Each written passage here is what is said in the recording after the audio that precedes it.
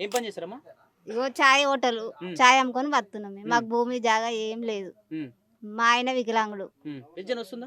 వస్తుంది పింఛను. అంటే పెంచుతామని చెప్పారు. ఏమైనా పెరిగిందమ్మా పెన్షన్ ఇట్లా? పెంచుతా అన్నారు కానీ ఇంకా పెరగలేదు. ఏం పెరగలేదు. హ్మ్. ఎట్లుంది ఇప్పుడు ఊర్లలో రైతుల పరిస్థితి కావచ్చు, బీడీ పెన్షన్ల వాళ్ళే కావచ్చు, వాళ్ళందరి పరిస్థితి ఎట్లుందమ్మా? అంతా అప్పట్లాగా లేదు, అన్ని చెప్తుండు కానీ ఇస్తలేడు హ్మ్.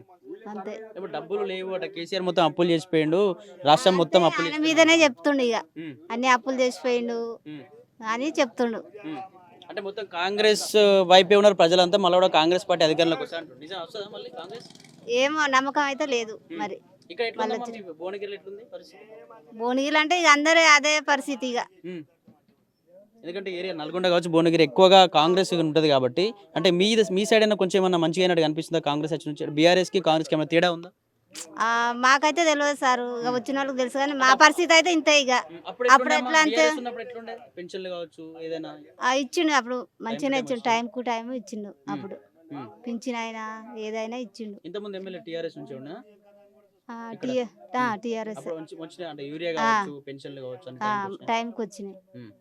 ఇప్పుడు అన్ని ఇబ్బంది అవుతున్నాయి. ఓకే. ఏమైనా చెప్పాలనుకుంటున్నావా రేవంత్ రెడ్డికి కావచ్చు, కాంగ్రెస్‌కి ఏమైనా చెప్పాలనుకుంటున్నావా మీ తరపున? ఇప్పుడు మీ ప్రజల తరపున?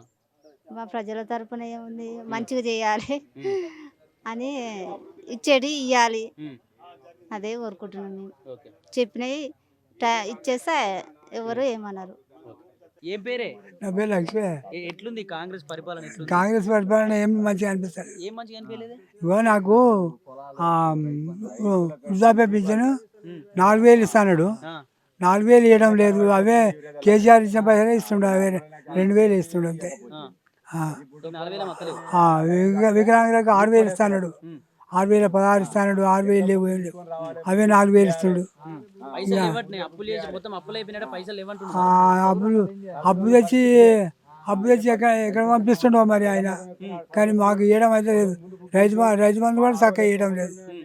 కానీ నాకు భూమి లేదు కానీ హ్మ్. ఉన్నవాళ్ళు చెప్తారు నాతోటి. హ్మ్. యూరియా వస్తుందటనే అడిగినావా? యూరియా అది ఏమో అదేమో చేసుకోవాలన్నాడు కదా అమ్మ. అది మన యాప్ ఫోన్‌ల. అవునట. అది ఆ! ఫోన్లో వాడుతుర్రా అది మీరు? మాకు తెలియదు. అది వాడత్తలేదు. భూమే లేదు. ఉన్నోళ్ళు ఏమైనా చెప్తుర్రా మీకు వాడొస్తుందా వాళ్ళకి? ఏమో చెప్తారు, హ్మ్. వాడలేదు. హ్మ్. ఇక ఆ యూరియా మాత్రం వస్తుందట. హ్మ్. ఇక మరి ఎట్లనో ఏమో, హ్మ్. ఎట్లా వస్తుందో ఏమో అది. హ్మ్. ఫోన్లోనే వాడుతుందో మరి ఎట్లా. మరి మీ ఎమ్మెల్యేని అడిగినావా? ఇట్లా పెన్షన్ పెంచుతామన్నారు, పెంచలేదు సార్ అని అడిగినావా? ఆయన మాతోటి గరిగాలతో ఏం మాట్లాడతాడు ఆయన. మాట్లాడా? ఆయన ఉడుతూనే మరి ఉంటాడు మీరే ఒకటి. గాని ఓటేసింది. మేమే ఓటేసాము. హ్మ్.